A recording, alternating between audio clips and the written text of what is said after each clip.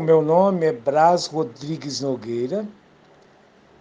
Eu nasci no campo, numa região chamada Córrego das Cruzes, município de Auriflama. Fica no noroeste do estado de São Paulo.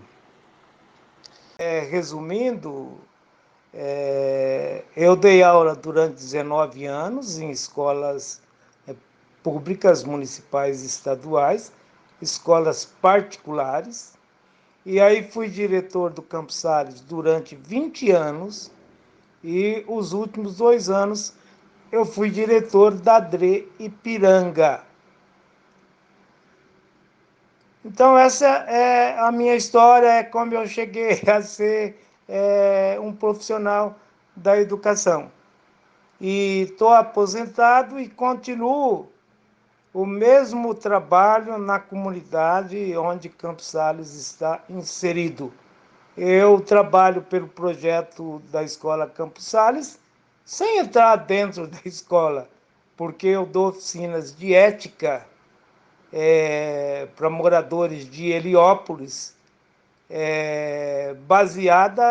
baseado em 3 princípios da Escola Campos Sales, que é o princípio da autonomia, da responsabilidade e da solidariedade. Tem outros 2 princípios, e esses eu trouxe quando cheguei, como ideias, que tudo passa pela educação, não pela escola. A escola é um dos locais que deve se preocupar com a educação. Essa educação é responsabilidade de todo mundo, de toda a sociedade, de toda a instituição, da família ao Estado, da associação de moradores, dos sindicatos, das igrejas, de todos. Então a educação é responsabilidade de todos.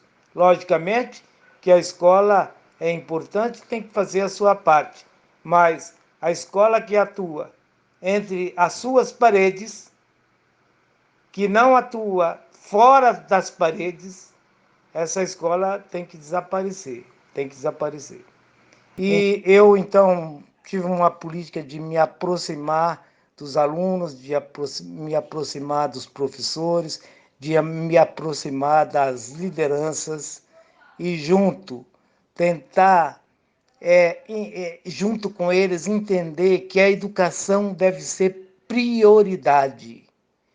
E eu encontrei muita gente em todos os segmentos, e nós fomos formando um grupo cada vez maior, e esse grupo cada vez maior possibilitou a construção de um projeto diferenciado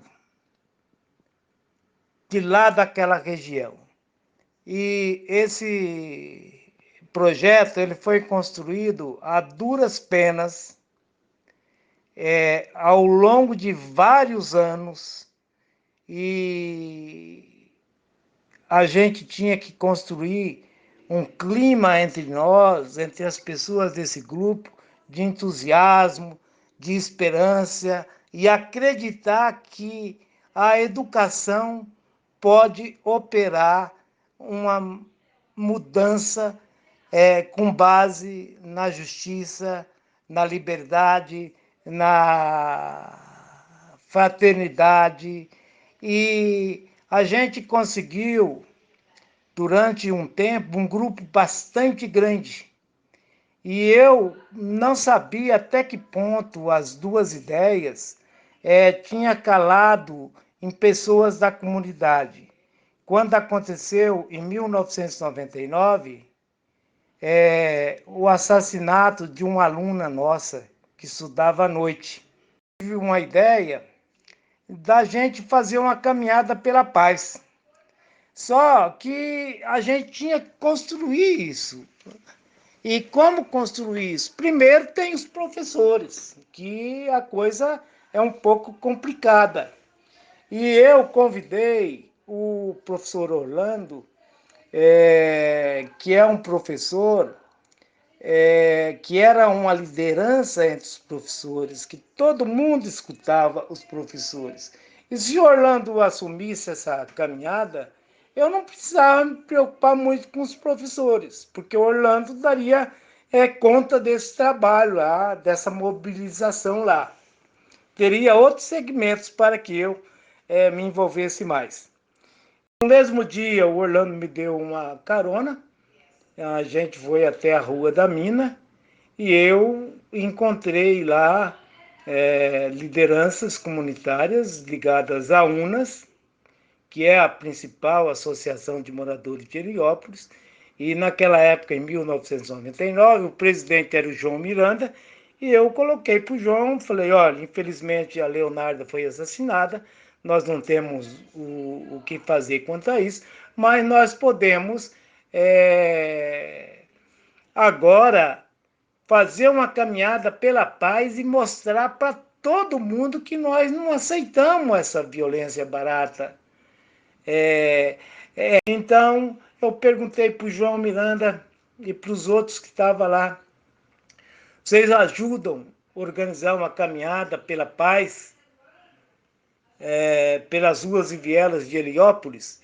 O João Miranda falou, ô Braz, meu irmão, meu amigo, você não precisa fazer uma pergunta dessa para nós, porque se a escola Campos Sales está, nós já estamos. Porque para nós não existe a escola lá e nós aqui. Nós somos a mesma coisa.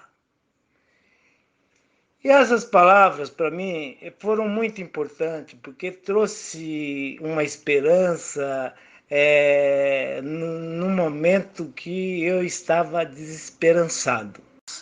E nós, em 1999, com alunos, pais, lideranças, professores, organizamos a primeira caminhada pela paz de Heliópolis. Esse ano aconteceu virtualmente a 22ª caminhada pela paz de Heliópolis.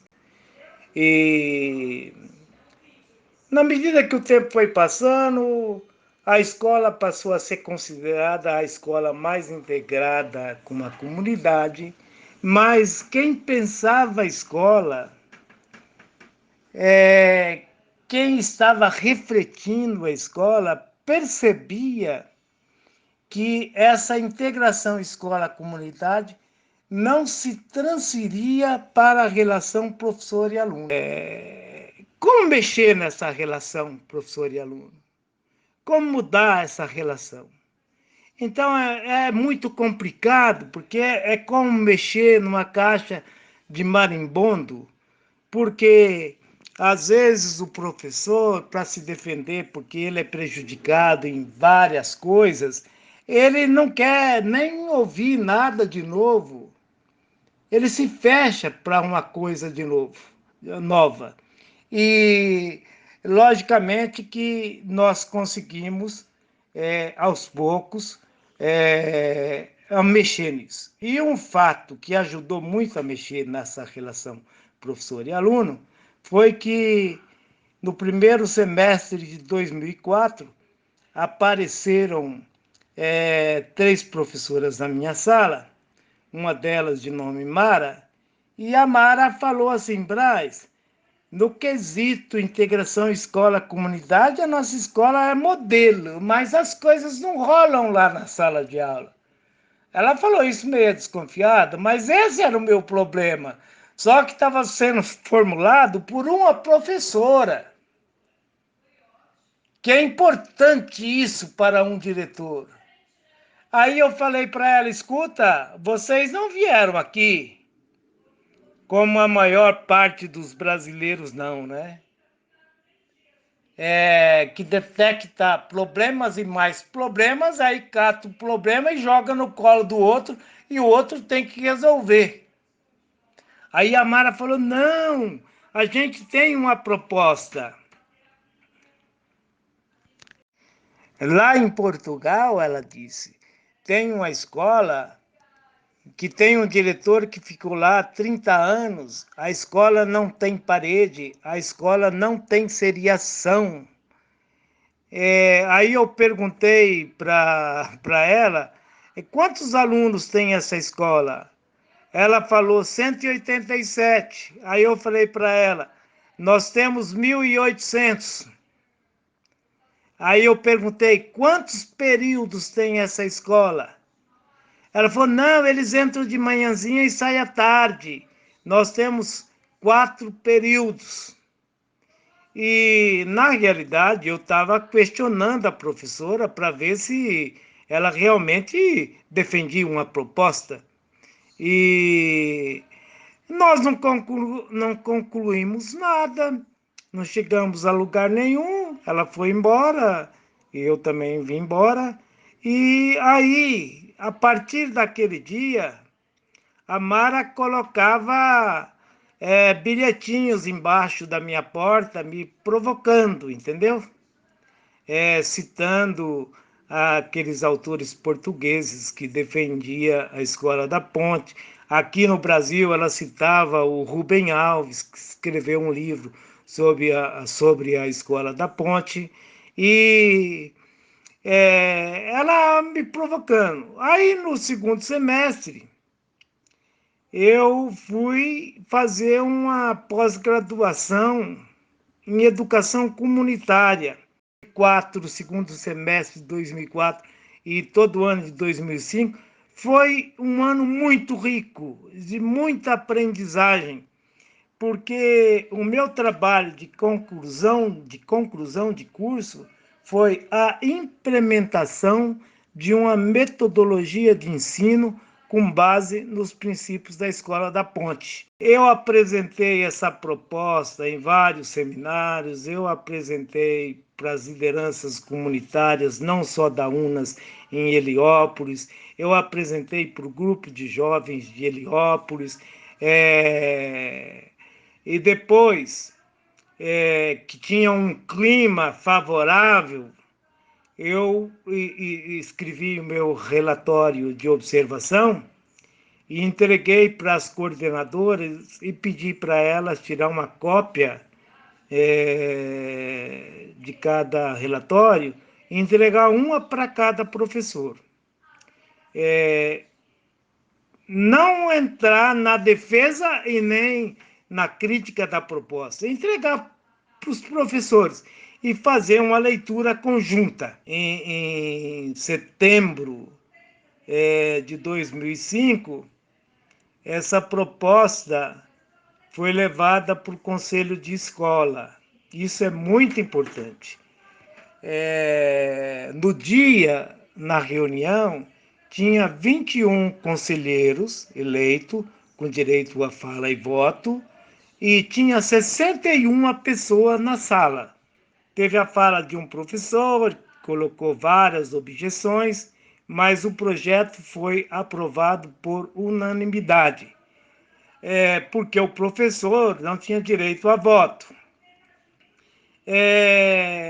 Depois de um ano e meio de luta, a gente via vir para casa feliz, alegre, né? Foi aprovada uma proposta e vai mudar a relação professor e aluno. Muito pelo contrário. Todos os sérios da escola saíram preocupados, porque o trabalho ia começar depois. Então, em 2006, no início do ano letivo, começaria o trabalho. Aos princípios, tudo passa pela educação.